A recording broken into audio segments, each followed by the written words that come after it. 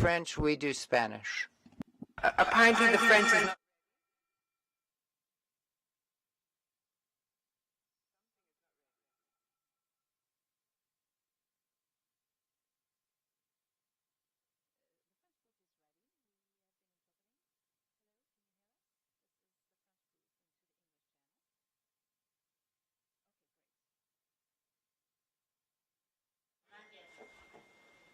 Okay, I'm going to say something. Let's see if the French interpretation is working. Not yet? Maybe are they on?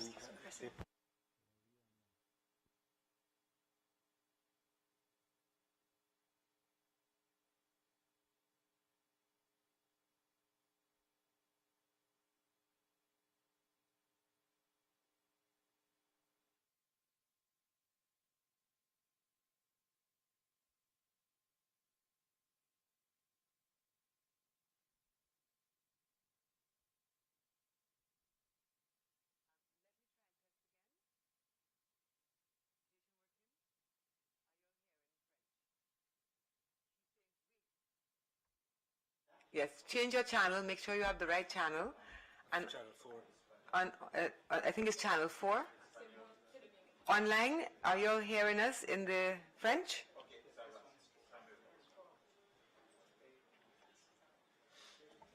Yes?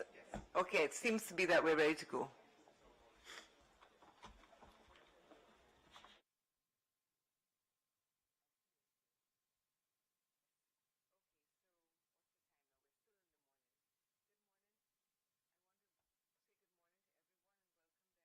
Hearing number 16 of the Commission's 189th regular session. The focus of this hearing is impunity for sexual violence against women and girls in Haiti. We have representatives of civil society and we also have representatives of the state. And how we are going to be doing it by way of methodology is that the civil society will have 20 minutes and you will see that there's a clock on the wall, on the screen, and so you can monitor yourself. I would prefer that you monitor yourself rather than I interrupt you. The state also has 20 minutes. Do we have the international expert, Maria Claudia? Can we confirm?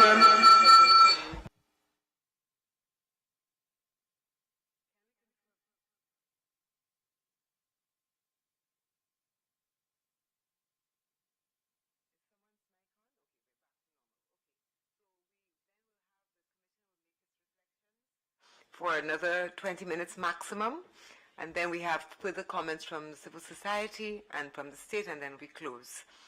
Before we begin, I just want to acknowledge that this is the 65th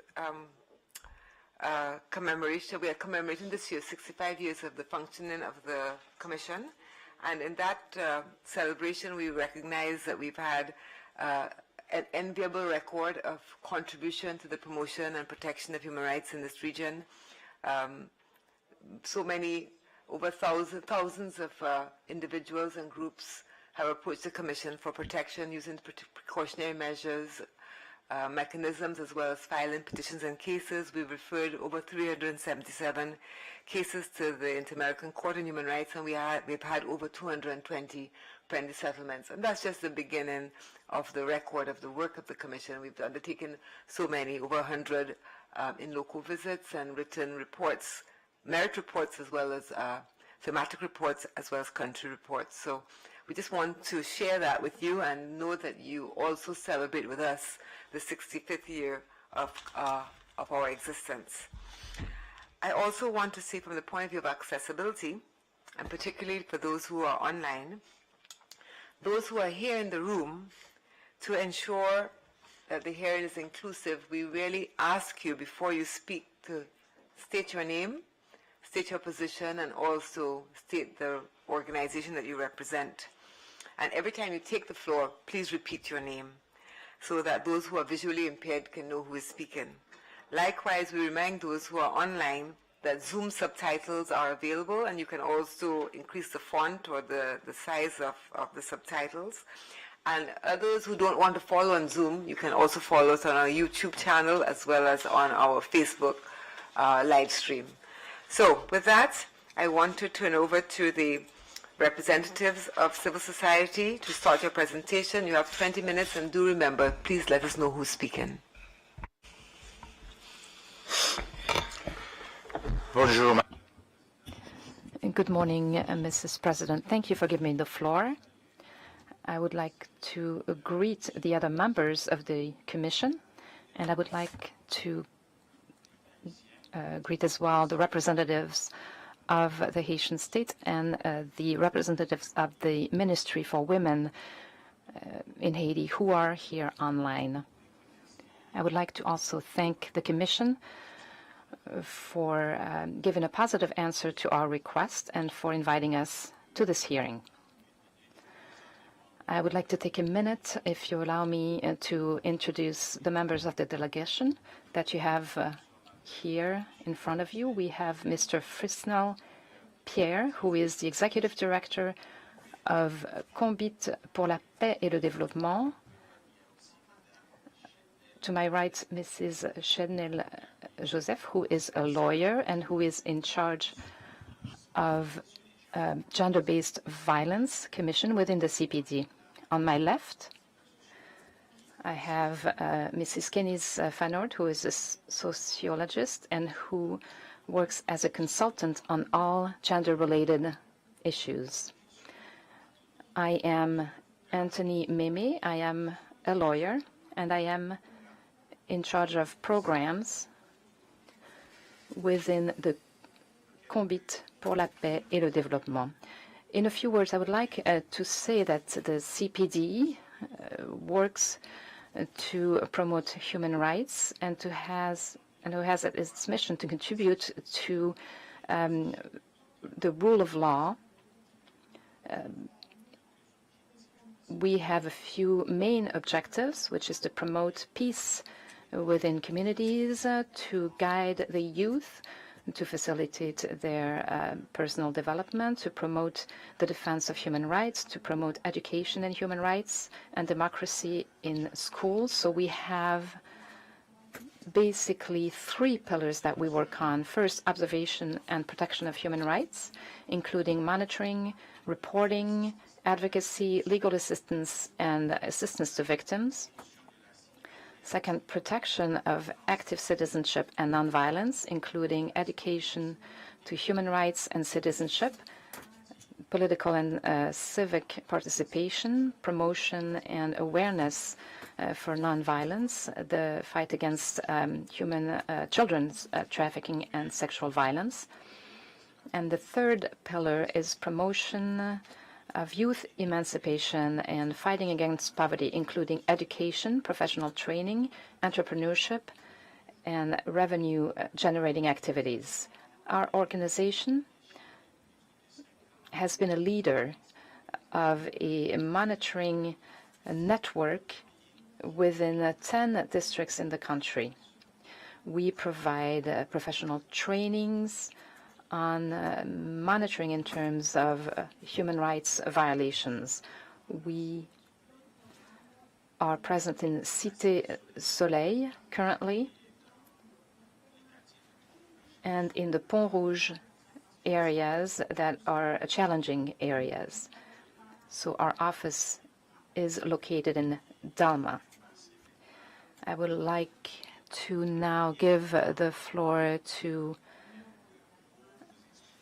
the head of our association, who will present the general situation of human rights in Haiti, and then we will move on to the topic of the day after that. Hello, everyone.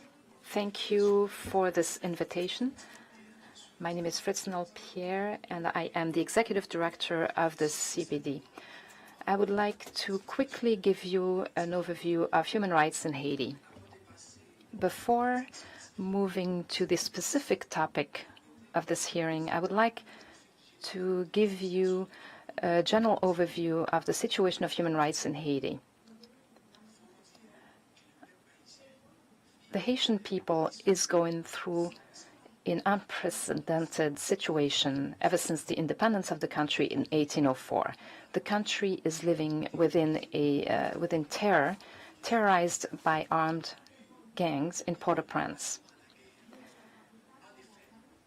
Haiti is living through a period of great insecurity, dominated by armed gangs. This is a situation of abuse of human rights, a recurring situation with a series of kidnappings, murders, rapes, etc. This is a free and unprecedented violent situation that creates collective psychosis within the Haitian population. Roads are controlled by armed gangs, and they impose upon the population their will. These are the data. Just to give you an example, 2,327 victims of murders, of injuries, of kidnappings throughout the country during the first quarter of 2023. That is 24% of them are women and 3% are children, unfortunately. We must say that violence is centralized. 80% of these crimes are being perpetrated in the metropolitan area and in Artibonite area. Just in January and February 2024, the UN Office for Human Rights counted 1,108 cases of violent death, out of which 806 were innocent people who were killed. This is in this context that the Haitian National Police, during popular protests against the regime in place, ended up with dozens of deaths and injuries. In this context of economical and social rights violation, hospitals do not have enough staff. Most of them are emptied out of their staff.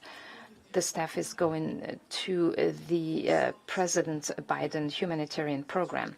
Other health centers in poor quarters are closed down. This is the case for the Chancel Hospital, which has been closed. This was the only place that served the population in Cité Soleil, La Saline, Delmas. The schools are being closed. This is 150,000 children who do not have access to education. We have no state program for social protection in spite of an increasing inflation. Bosses close their businesses. Entrepreneurs flee the country. Unemployment is becoming generalized. Informal activities are slowing down because of the inability to trade because of the violence. This is in this context of impunity that the judicial system does not work. Access to a judge is impossible for the 3 million citizens served by the Port-au-Prince and Croix-des-Bouquets jurisdiction.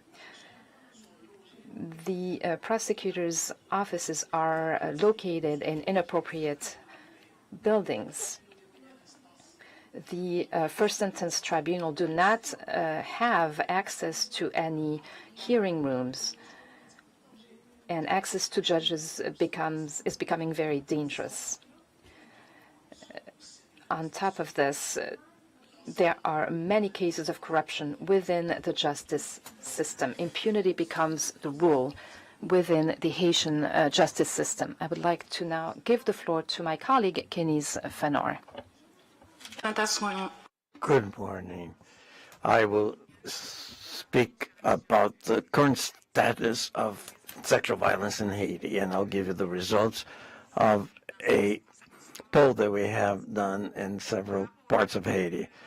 The current situation of violence in Haiti is this. The current situation is revolting and alarming.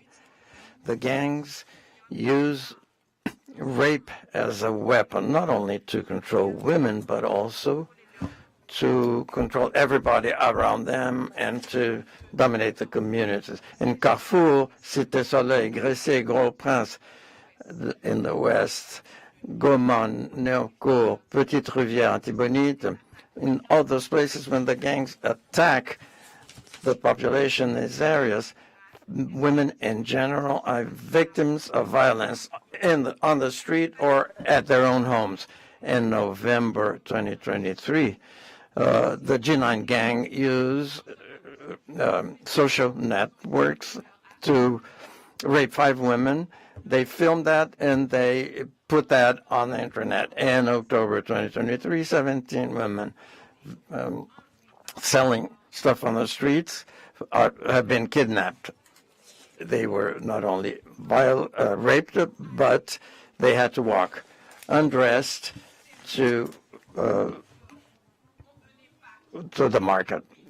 These rapes mark the women forever, and society too. So therefore, there's a fear climate that exists in the society, and with the negative results.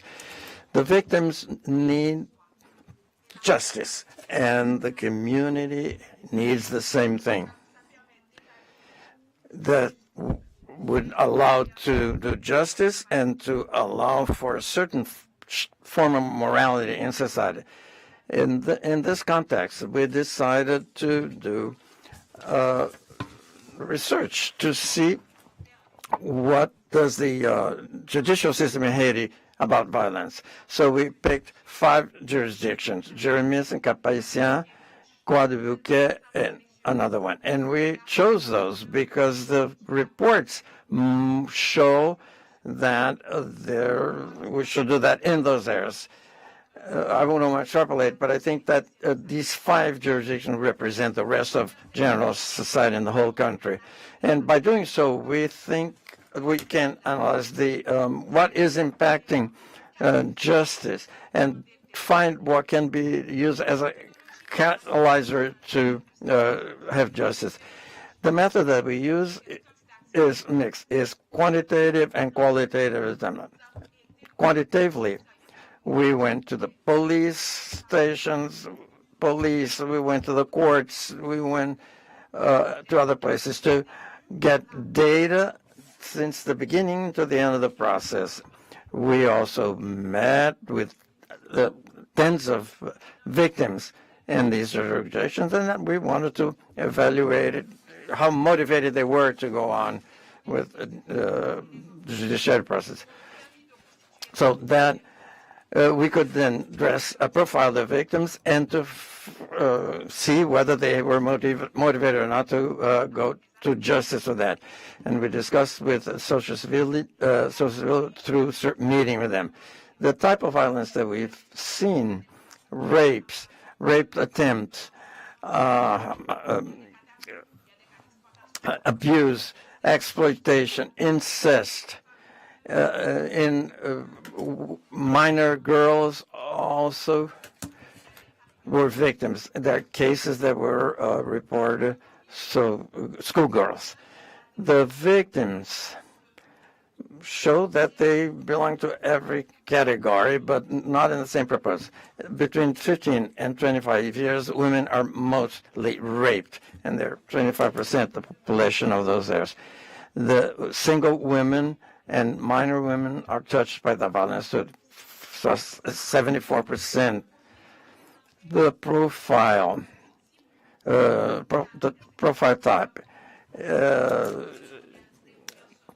there are the poor, low-income people, people who don't have much scholarity and live in those areas. They represent 47% of the sample that we had. The results that we have between 2022 and 2023, what have we observed? We have heard complaints from 1,535. 490 of these persons, or 31.9%, were brought to justice, meaning that the rest, was more than 70%, is not heard by justice. And those who recurred to the prosecutor's office, many were not acted upon, and 85% have to wait. So the percentage of people who are in pretrial or instruction, 47%, 85% who are waiting a judgment. So the conclusion is that at the pretrial phase, things are very obscure. Access to justice for the survivors is blocked by other factors. Through our interviews, we spotted some of these difficulties. First of all, the quality of justice access. There are many stereotypes who are used to describe the violence. For instance, how were you dressed, or what you were doing at this hour, at that place, because that is victimizing the survivor even more. And the medical certificate is one of the basic elements of proof, which is, of course, required for an accusation of rape. And that must be issued 72 hours maximum after the rape. Many men we met, or rather, the clinics that are in that area are not equipped to issue certain medical certificate. There's the 72 hours delay. There are, for instance, clinics which are closed for a long time. And there's also settlement that many victims want to settle to escape all the rest. And some parents accept that because they want to protect the reputation of their daughters. There is no legal aid. I mean, we said that 86% of these people are people who are victimized by many things. That they don't have resources, they don't have a salary, so these people don't have the means to start an action with the courts. Of course, there are the order of justice that trained some people to accompany this. With the National Council for Legal Assistance, exists in Petiguave and Kai. I don't want to go into too many details here because I'm asking my colleague to talk about the recommendations that we made as a result of our work. Thank you. The recommendations based on the observations of the CPD to encourage penal reform, to have a more operational definition of sexual violence against women, clearly defining the different the behaviors that are linked to that, to have a law that recognizes other proofs of or evidence of sexual aggression beyond this medical certificate. Plead with the Minister of Justice and the Superior Council of the Judiciary to investigate allegations of corruption on the part of judges and prosecutors. Encourage training of judiciary actors about sexual violence, and to plead with the MCFDF to include in their budget funds for legal aid to the victims of sexual violence, to strengthen the capacity of the agents that are in charge of responding to these accusations in the police stations. Therefore, we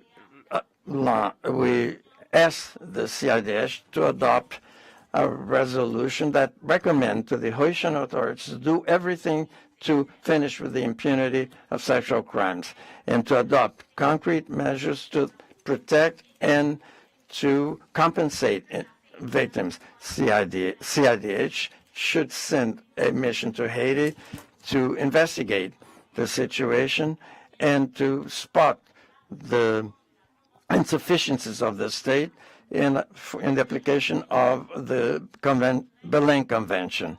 And of course, the society in Haiti would like this commission that it has an office in Haiti that could work together with the Haitian ambassador to the OAS to deal with the questions of violation of human rights. Madame la Présidente, je crois que nous avons. Thank you, Madam Chairman. I think we presented very briefly the situation, and we're, of course, at your disposal for any questions. I turn over to representatives of the state for your submissions. Merci beaucoup, Madame la Présidente. C'est à la mission permanente. Thank you. I'm a counselor at the mission of Haiti to the OAS, and we apologize on behalf of the ambassador who could not be here. And we represent the mission of Haiti and the government of Haiti. We heard the presentation of the Committee for Peace, and of course we understand and we sympathize. We have a delegation which is connected online with us here, and they are going to present the position of the government of Haiti. We're going to do the floor to those who are remotely in line so they can present. Madam Chairman, ladies and gentlemen, members of the Commission, the Human Rights Commission, dear representatives,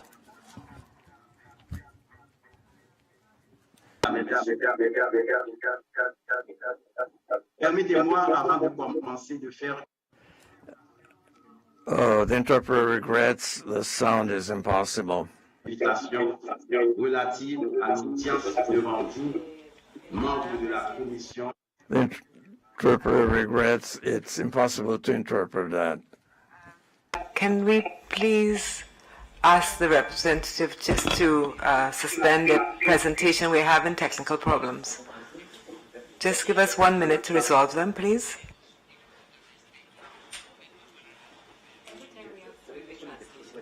Excuse me? Yes. Stop the clock. Stop the clock.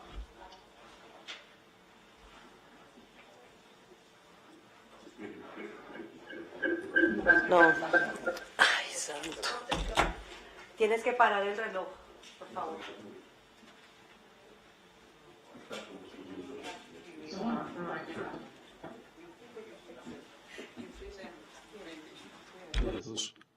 Hay dos personas en línea que tienen el micrófono. Those who are online who have their microphones on in the same room, that's creating feedback. So if anybody has their camera on, but you're not speaking, you must mute your microphone. That's what's causing the echo. So those in the room, it's on the Haitian side. If you can have your camera on, but your microphone should be muted. That's the way. And ask in the room there if they can mute the mics that are not using. Yes. Donc, simplement pour dire que la personne qui... Well, the person who speaks has their mic on, but whoever is not speaking, not intervening, please turn their microphone off so we can understand the presentation without any interference. No. Okay.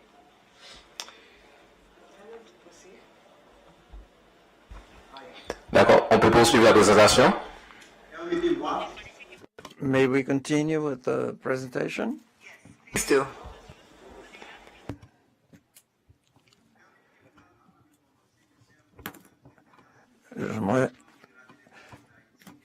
I would like to introduce the members of the delegation of Haiti.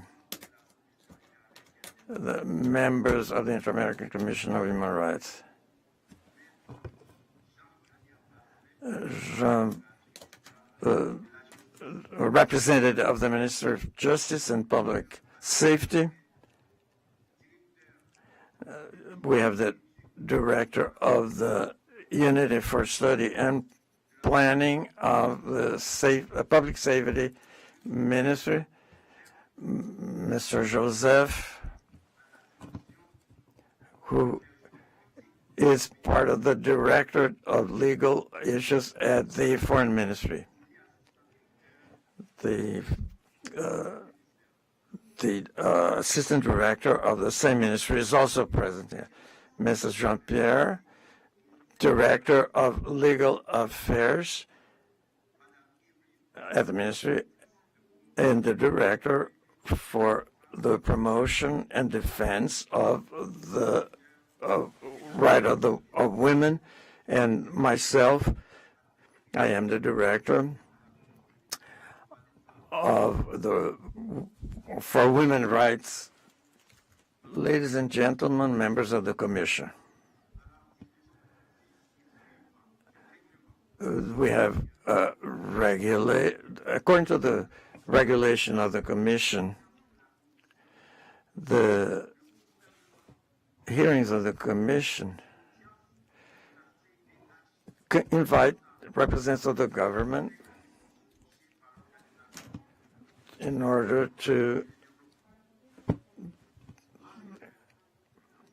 The interpreter regrets the sound is very bad and it's very hard to understand what he's saying.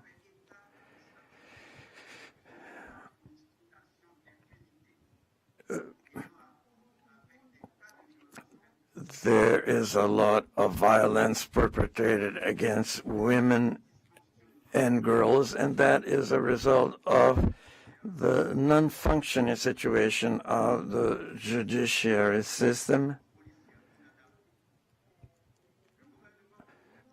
The government would like to take this occasion, this essence, to describe a little bit the situation of violence and to describe the situation of the judiciary now. And before we talk about security in general. Let us look at the situation in terms of gender-based violence in Haiti. The phenomenon of gender-based violence has produced or has increased over the past few years. It is something that the government has been aware of and has tried to address as much as possible, respecting its commitments in this area in order to improve the situation. As far as the national and international commitments in this area, the government ratified most of the conventions related to human rights and women's rights.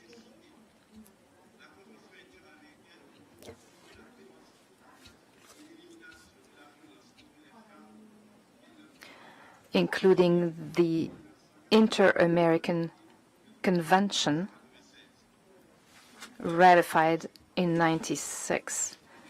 The Convention on the Elimination of All Discrimination Against Women of 18th of December 1979 was ratified in February, date inaudible.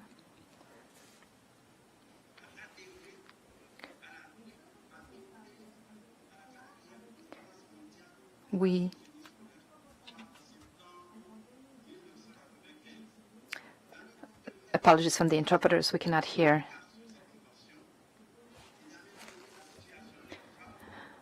With the adoption of these conventions, different actions were undertaken at the national level, including the adoption of a national action plan to fight against violence against women, and a policy for gender equity. A protocol was also signed between all ministers to promote women's rights, for free medical certificates to be awarded to the victims of sexual violence. We also created an emergency league in 2022 to assist women and girls victims of violence and point them to referral centers so that they could be assisted without any expense. In January 2022, we also adopted a standard for the prevention and response to gender-based violence, especially in the South.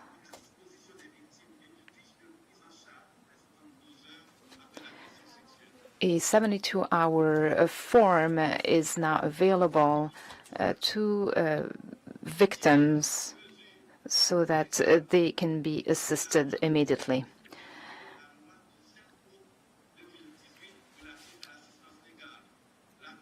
A law for legal assistance was adopted as well to benefit from legal assistance in all areas of the justice system. A decree was adopted to eliminate discrimination against women. A law from April 12th, 2012, having to do with maternity and filiation, enables to look for paternity and filiation and to start an action against the father so that he can be made accountable for his actions. Medical assistance of the victims was always a priority. The government always made sure that victims of GBV were assisted medically.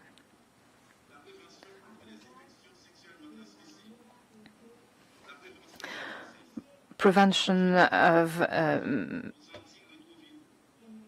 maternity, prevention against sexually transmittable diseases, prevention of HIV,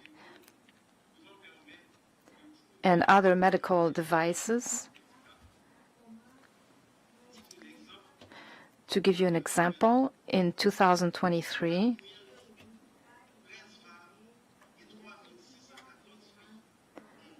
over 4,000 women and over 3,000 girls were assisted by the public health system. The state of the legal system. We are faced with many challenges in this area to protect victims, to punish the guilty according to the law. We are aware of that reality, and the government is starting to carry out new programs to improve the situation, to make the justice system more efficient, especially when it has to do with gender-based violence. The efforts of the government, assisted by international partners, includes an increase in the national police staffing and a focus on human rights. Equipment and material were given to the police to strengthen their operational abilities.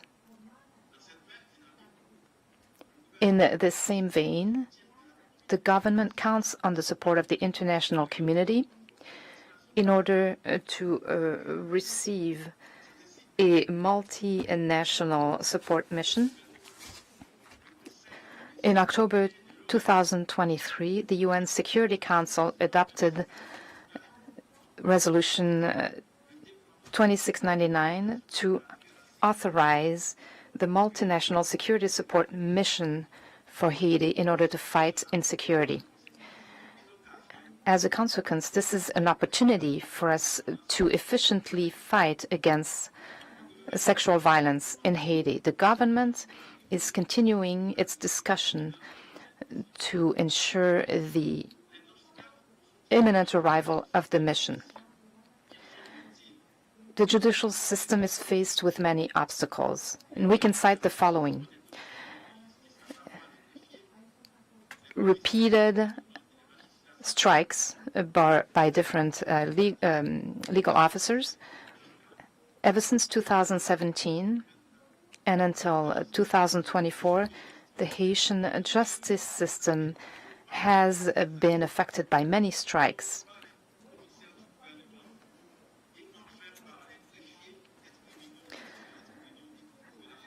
Clerks of the different tribunals have been on strike.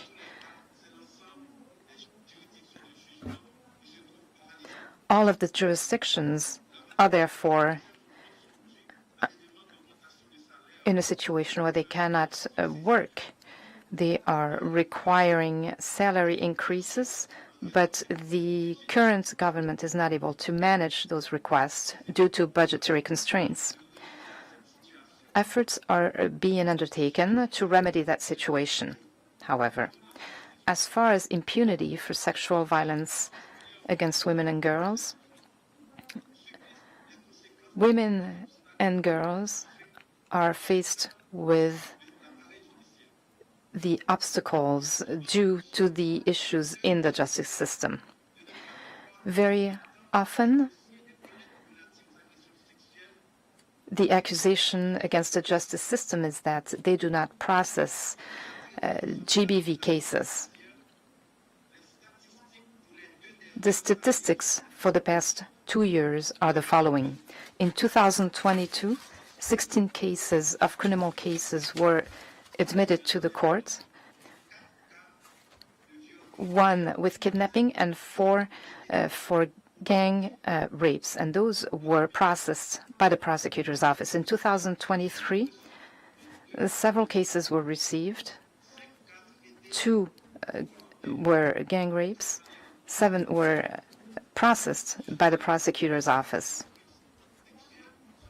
For 2024, we have 2 cases that were received by the prosecutor's office. We need to strengthen these numbers, increase those numbers. But I already mentioned the issues that we are faced with. In most cases, the victims did not lodge a complaint. Some were afraid, or the suspect was not identified. In other cases, the medical certificate took too long, and it is a requirement in order to lodge a complaint. Another reason is that between the victim and the perpetrator, a settlement was reached when, of course, that perpetrator could be identified. On all of this, to all of this, we can add the issues of logistics and security that prevent the functioning of the court system. We are aware of the gravity of the problem. Therefore, we put together training meetings for the prosecution and for the different legal officers. In the north and the northwest, in the center, and in the south, we have plans to improve the skills of the different magistrates.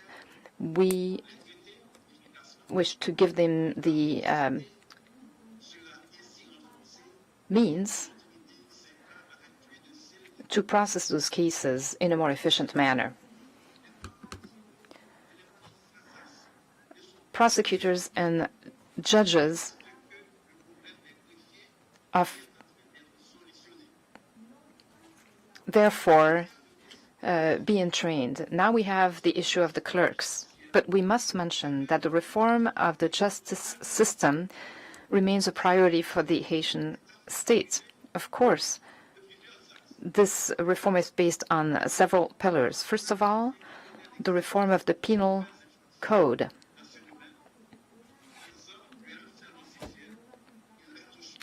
Especially in terms of sexual harassment, so that the sanctions might be more severe. Secondly, access to justice through the different legal assistance offices. And then fighting against prolonged pretrial detention. Certification of the magistrates enables us to have in the justice system credible magistrates, impartial magistrates that are deemed trustworthy by the victims.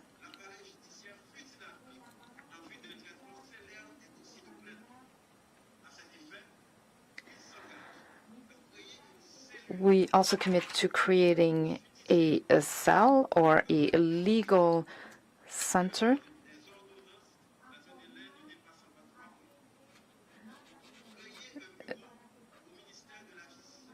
at the Ministry of Public Justice to receive the rape cases, create a cell at the prosecutors with a majority of women present, reinforce the GBV cells in police stations,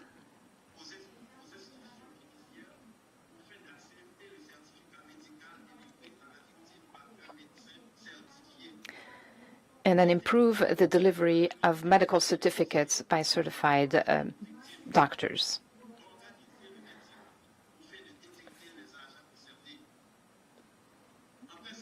Apologies from the interpreters. This is very hard to hear. Gender-based violence in Haiti requires a synergy of all the different sectors concerned by the question so that we can make a concerted decision in this area.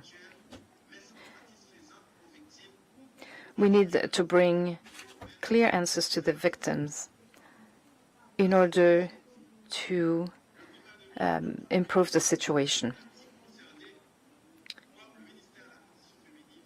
We are working with the different ministries, Ministry for the Rights of Women, Ministry of Public Health, as well as civil society, in order to work together to raise awareness within the community on GBV practices.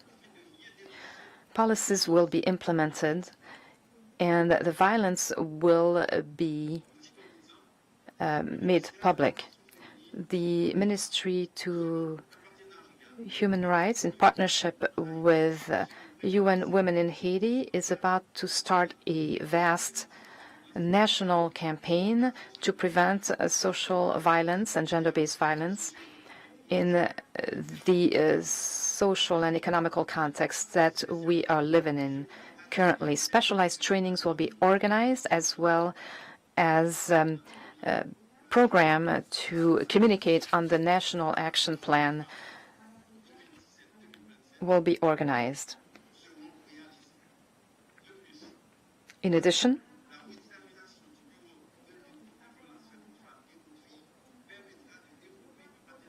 we will develop an effective and active partnership with other institutions working in this area.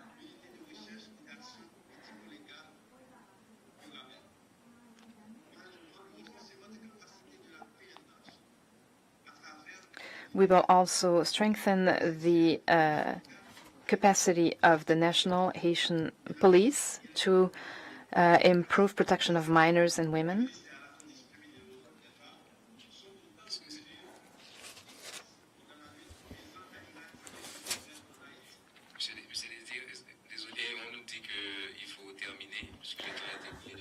Apologies, but we need to now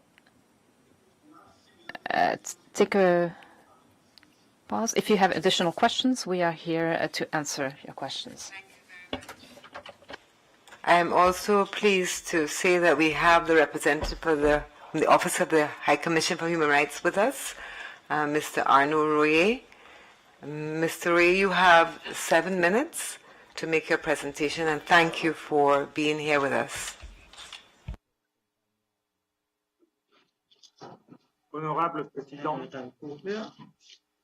Président de la Commission, Mesdames et Messieurs les membres de la Commission, Mesdames et Messieurs, représentants de la délégation haïtienne, membres de la société civile, chère assistance. Sans être sous serment, je suis ici pour fournir à la Commission interaméricaine des informations orales et informelles sur la situation des droits de la personne et plus précisément sur les violences sexuelles. Pardon. Sexual violence. We had a technical issue here. Yes. We had a technical issue here. Start the clock again. The interpretation is ready? Yes, interpretation is ready. Yes, estamos listos. Okay. Honorable Président de la Commission. Honorable Chairman of the Commission, members of the Commission, ladies and gentlemen, members of the Haitian delegation, members of representatives of civil society, ladies and gentlemen.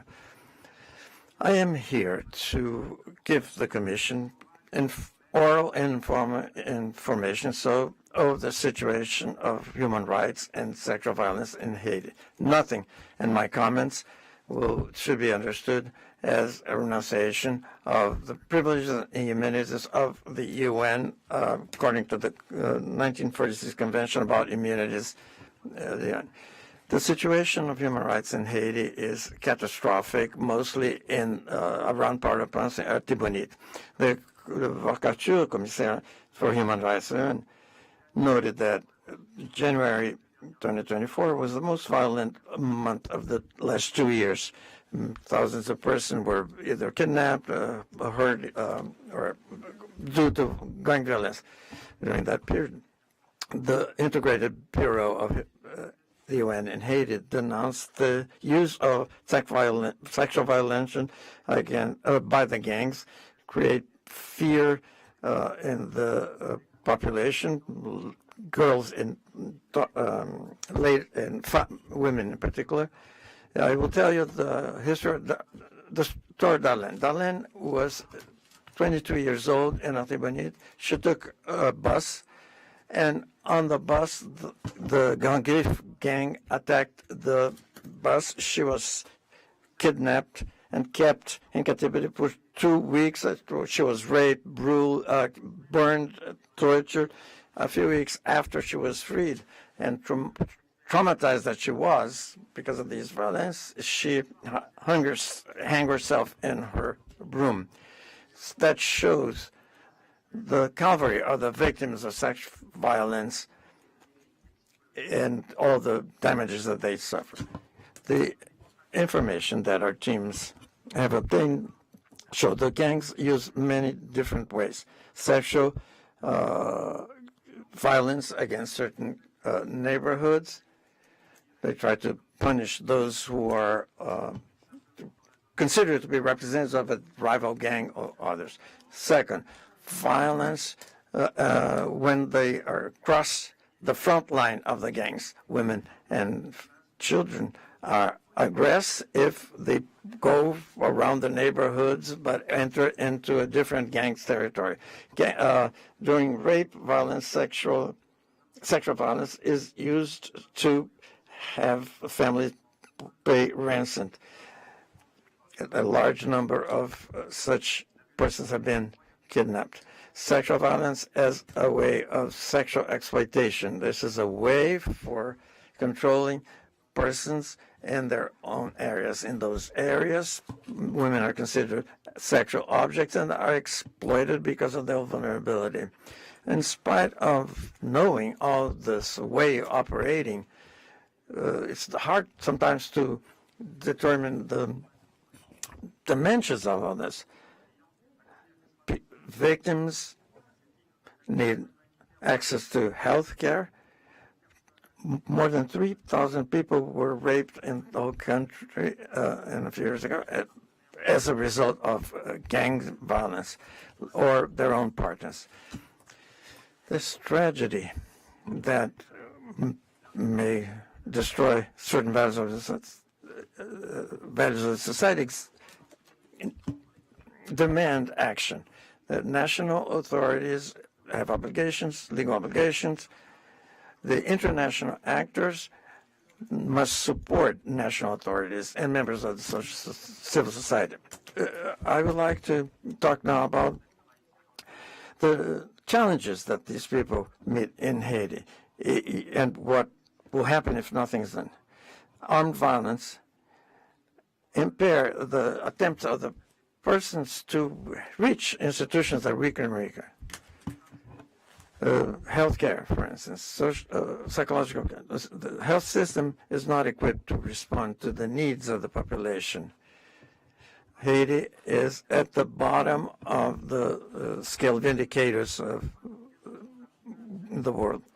They have to allocate adequate resources to ensure the victims of sexual violence health care and to compensate for the problems with the services. It's necessary to, in spite of security issues, to attend to these victims. Second possibility would be access to justice. Units to fight sexual violence exist in the police in Haiti. These units need to reinforce their cooperation, their collaboration, because the police work sometimes is made more difficult because victims hesitate to declare everything because they fear reprisals from gangs or even from police. Canada created a 2-year program to strengthen these police units. At the judiciary level, there's a lot of work because sexual violence is banalized, really, sometimes. There is a lack of understanding of the impact of sex violence on the victim. There's corruption. There are agreements between families and authors of sexual violence. It's necessary. The judiciary needs to take under control these problems and to carry out education sessions together with the judges in Port-au-Prince. I couldn't end without talking about two problems which, in my view, are very important. The national and international actors and the need to fight against this violence. There is a link between the victim, the violence that they suffer within the family, and sexual violence caused by gang members.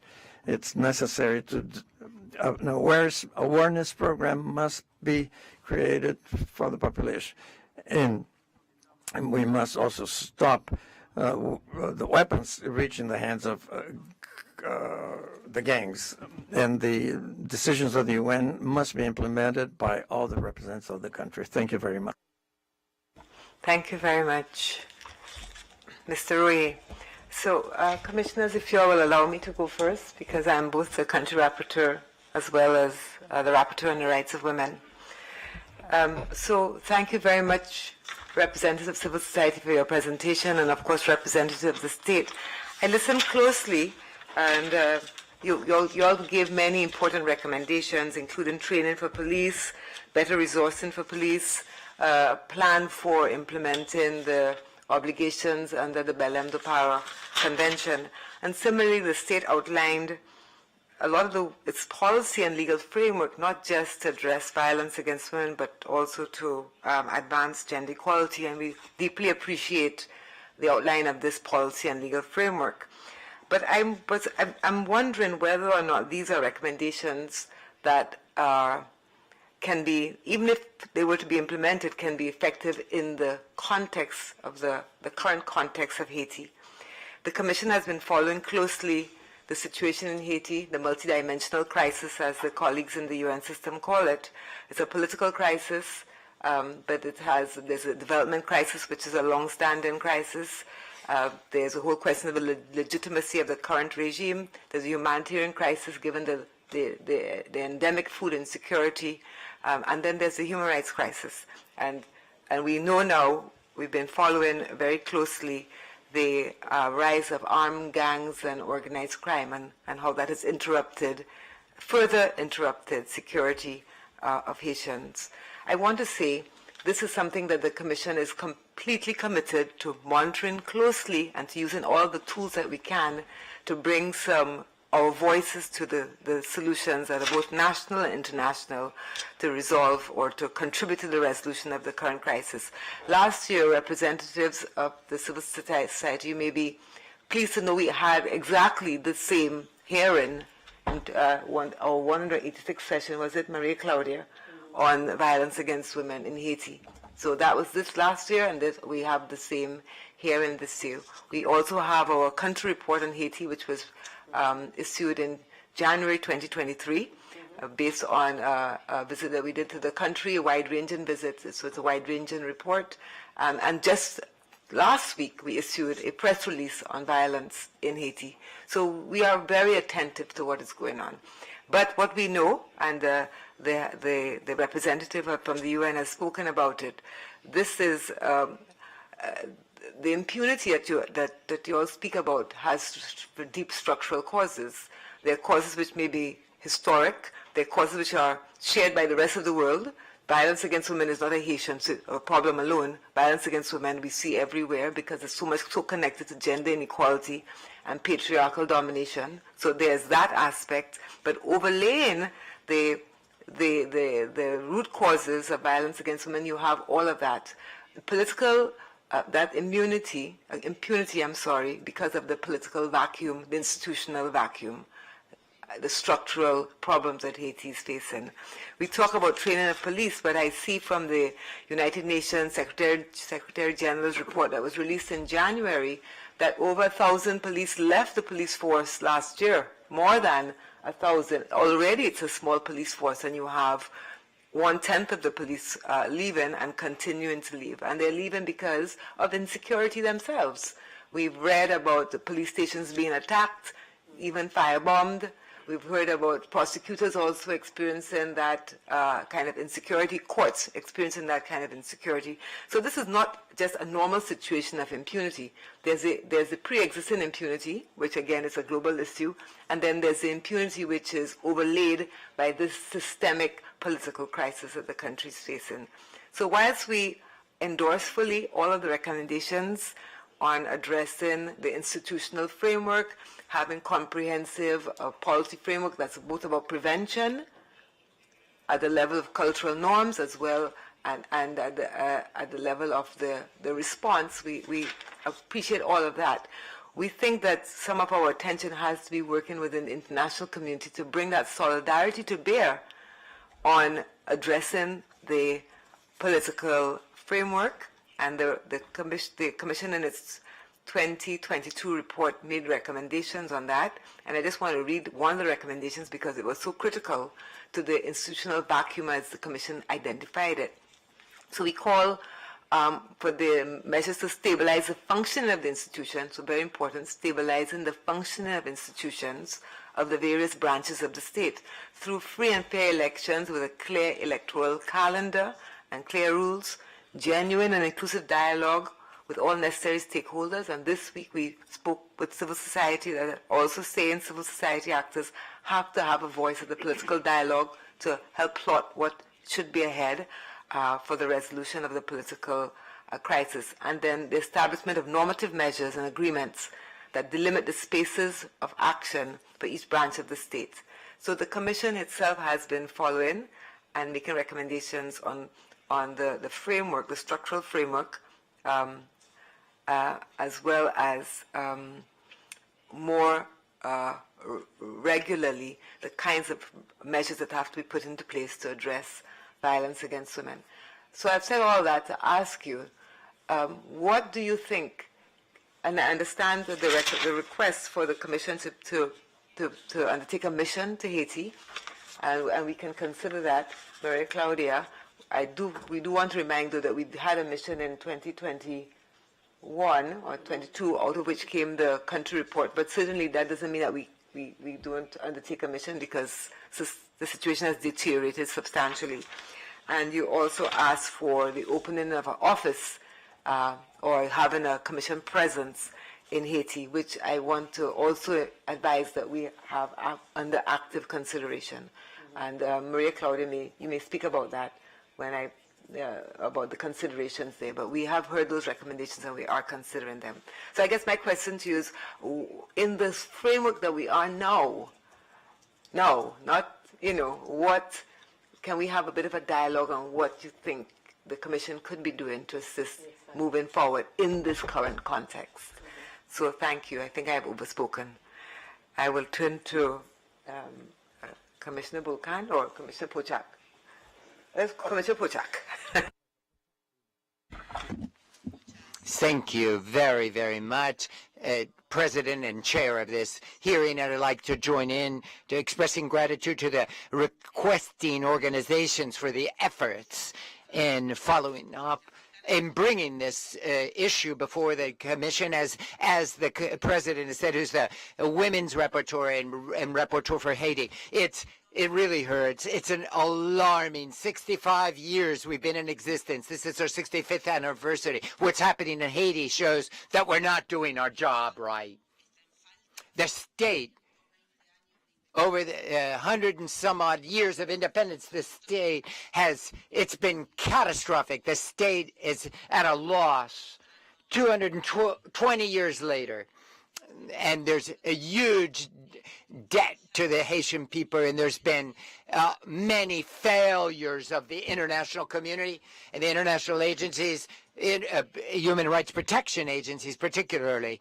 But we're not happy with the response that we are providing to the victims. I hail the recognition of this crisis and of the violence and of the situation of impunity. That's the first step, to recognize it, admit it, and the measures that you're trying to say under the current situation.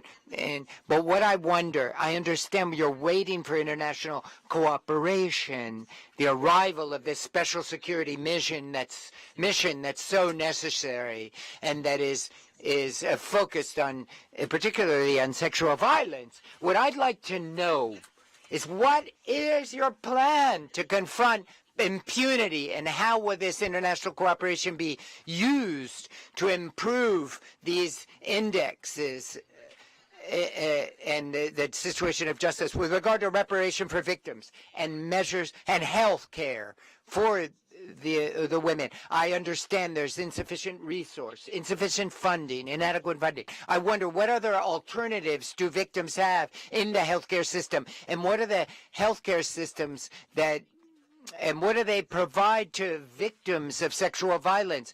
They are entitled to medical treatment. What does it consist of? Do they have? Can they have a voluntary termination of pregnancy in cases of rape, or is that available to them?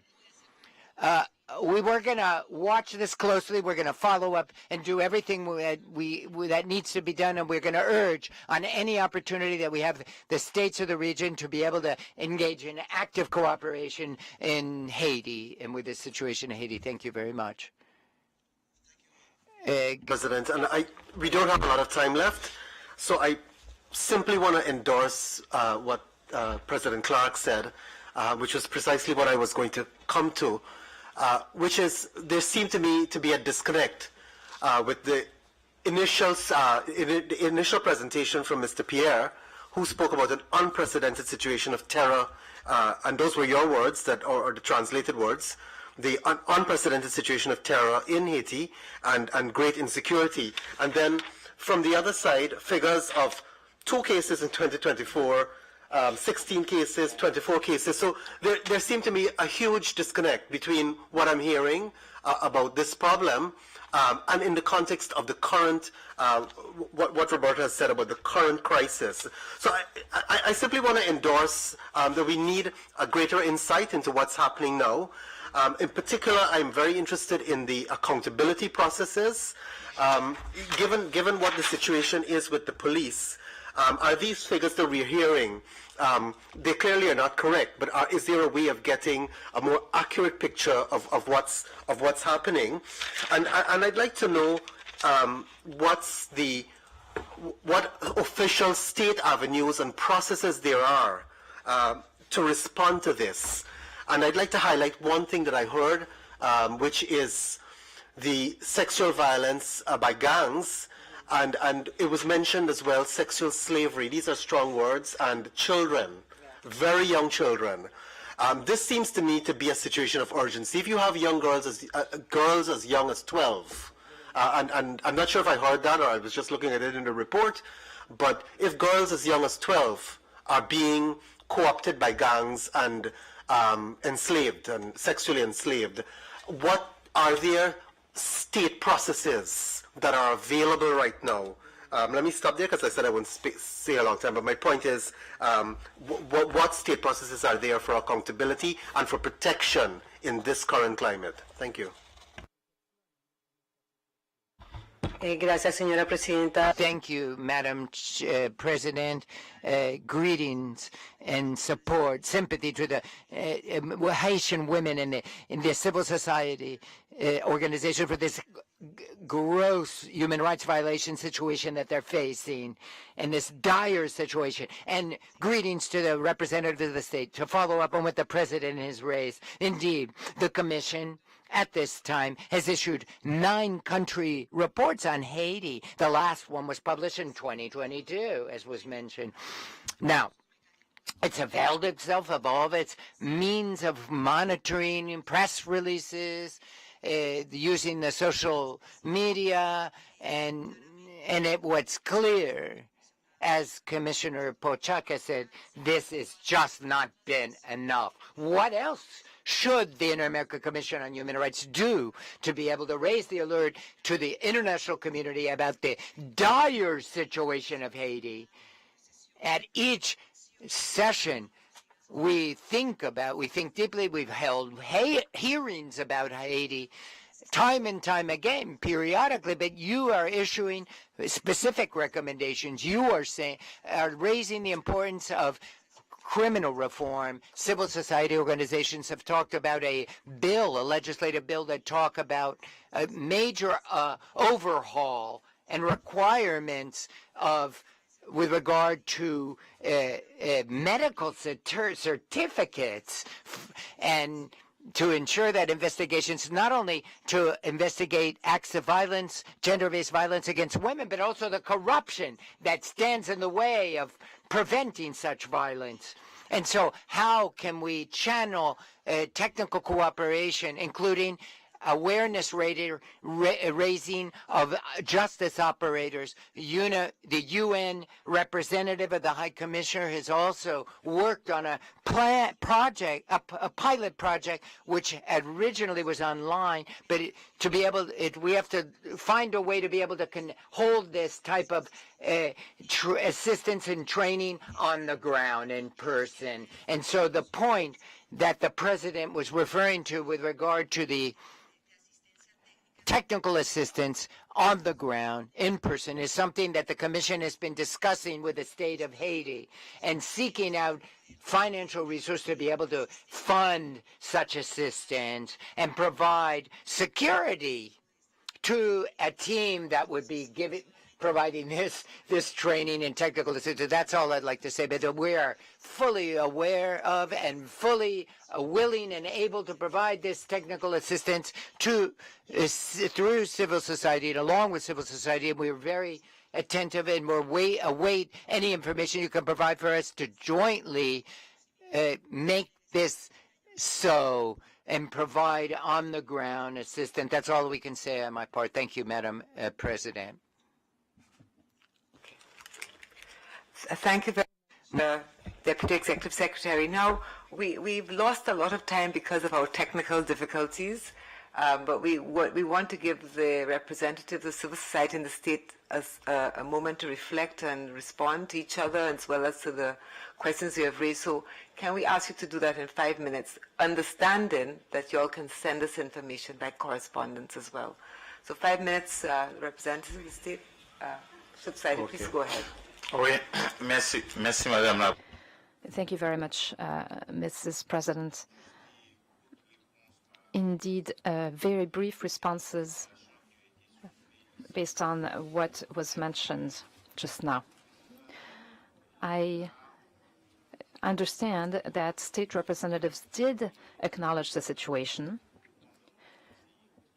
And to respond to Mr. Christopher, there were numbers given by the state of Haiti that were the most recent numbers, most recent indicators in terms of the follow-up that were done in terms of sexual crimes only. Our investigation was done over 2 years, over 5 jurisdictions, and that's why our numbers are higher. I think that their numbers might have been the numbers for 2024, so only over 2 months. So we can see what was done, and we do acknowledge what was done. The Haitian state also did acknowledge that they are working on the judicial response. But I wanted to highlight something and respond to Mrs. President as far as what the CIDH can do in the current situation. Of course, your technical support, your presence, your resolutions, your advice, but we must understand that, and I don't know if it is a good or bad thing, but in Haiti, political decisions are highly dependent upon the influence of embassies, of the great friends of our country.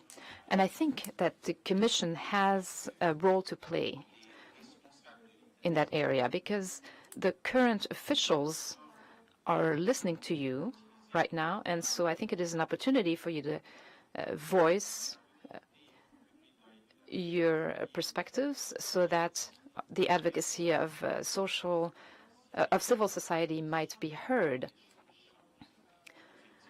There is indeed a desire for things to change. There is something else that the representative of the United Nations mentioned here, and that has to do with the fight against gangs and the embargo on weapons. The embargo is not being well administered at this time. This embargo is affecting the National Haitian Police. However, gangs find a way to get those weapons. We all know that Haiti does not produce weapons. Weapons come from outside. And it is possible to identify where it's coming from. If the gangs do not get these weapons, there is a way for the police to strengthen its means and to truly fight against gangs efficiently. So I think there is something diplomatically that could be done at the level of the Commission with all of the OAS states in terms of advocacy so that we can set up strategies and policies to support the National Haitian Police to make sure that the weapons trafficking is being stopped. I think that something should be done diplomatically at that level to work with the different countries, including the Dominican Republic and so forth. I wanted to add something and respond to Mrs. President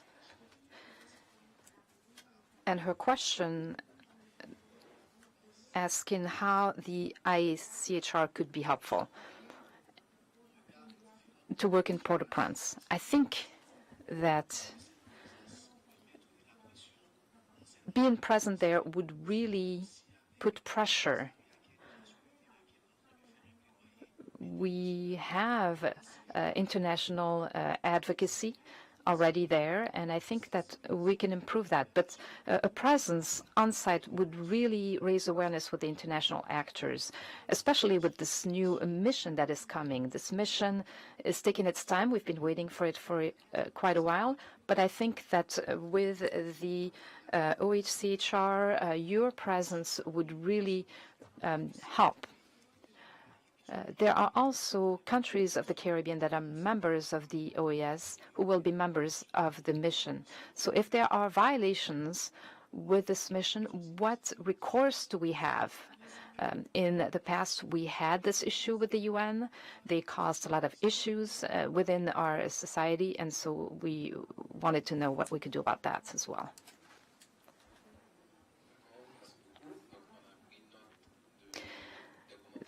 Thank you very much. We noted your comments. The commissioner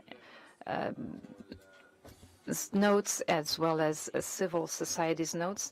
I will give the floor to people online, but first I would like to go back to the question of how the Commission can help. We have been in discussions. We have raised those topics as far as what we can do in Haiti. We have worked with civil society, the state, and the Commission, and we are talking about how to monitor and how to address the situation of human rights in Haiti. We are grateful for the offer to provide technical assistance for our legal system. We do need to work on that. We recognize that fact, and it is a potential way to help more concretely the Haitian government. So I just wanted to go back on that aspect specifically, and now I will give the floor to our online representatives who will conclude for their part. Thank you.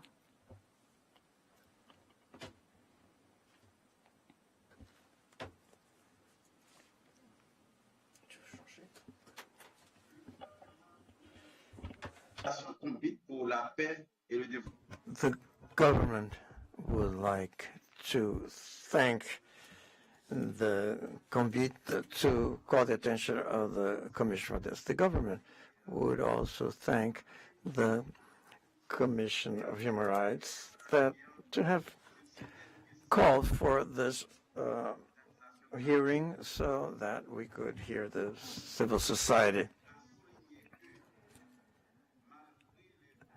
In spite of all the challenges, the government will continue to strengthen its efforts to improve the general situation of human rights in Haiti. And so the different public sector actors, each one within their attributions, will double their efforts to reach the results that we aspire at as quickly as possible. So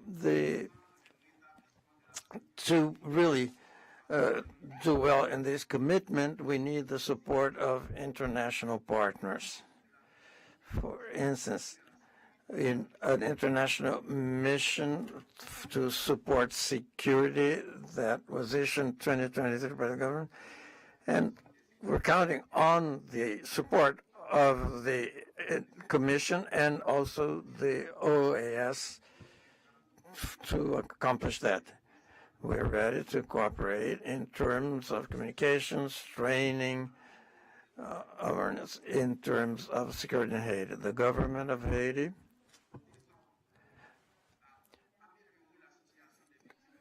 wants to improve the situation of the rights and others, and we're ready to cooperate with other sectors that intervene. For instance, the Ministry for Women, the Justice Ministry, the Public Health Ministry, Population Ministry, Social Affairs Minister, and Minister of Labor to do all that. Members of the Commission, I thank you very much once more. Thank you. Thank you very much. I don't know if the representative of the UN wants to take 1 or 2 minutes to say something to us. Mr. Royer, are you still with us?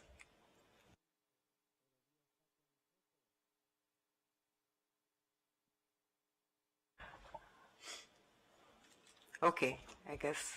Oh, there you are. Do you want to make some concluding remarks, Mr. Royer?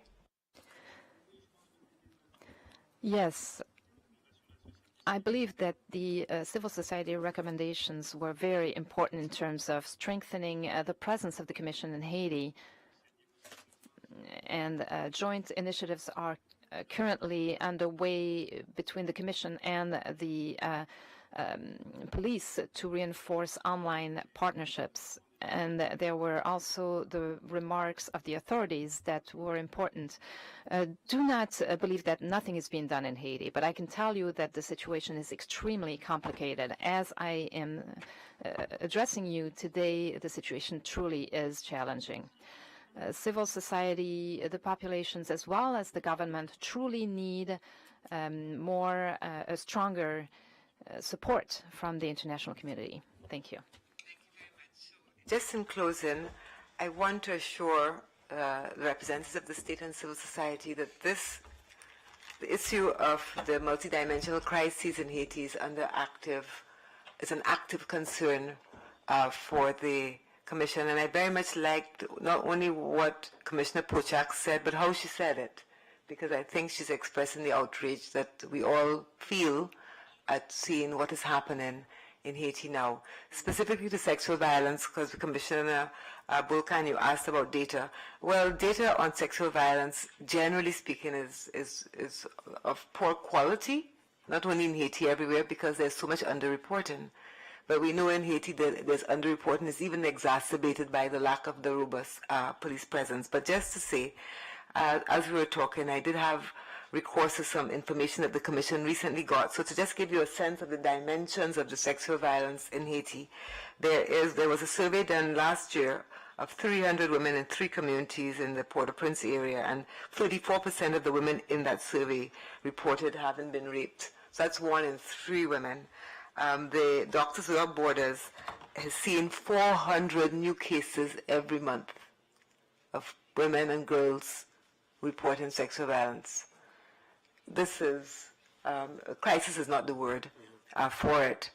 And so we have to think about how we, as a Commission, can be effective using our voice. I think what we have is the voice, and we have the tools in the toolkit, but being part of that conversation, that dialogue at the regional level, international level, I think is very important for the Commission, and channeling the perspectives of civil society and the women who are being violated, I think is part of the role of the Commission. So with that, I want to close the hearing. We will continue with this topic in our work. Please be assured of that.